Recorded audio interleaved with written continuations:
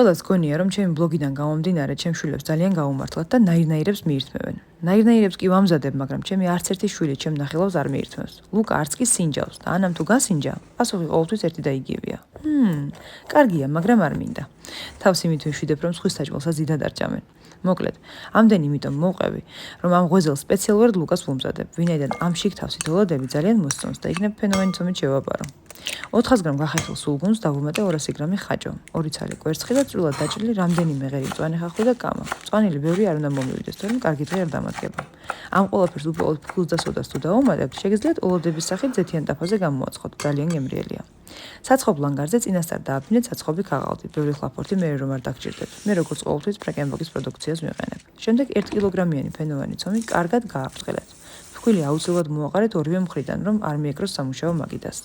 გადაეტანეთ შემდეგ საცხობ ლანგარზე, გადაეტანეთ შიგთავსი და დააფარეთ ცომის მეორე ნახევარი. გვერდები მე ჩანგლით შევუერთე. შემდეგ დაჩხვლიტეთ, წაუშვეთ კვერცხის გულის და რძის ან კვერცხის გულის და მაწვნის მასა. მოაყარეთ სეზამის მარცვლები და აწყვეთ 105 გრადუსზე გახურებულ ღუმელში 30-35 წუთი. ცოტა გააგრილეთ, დაჭერით და გემრიელად მიერთვით.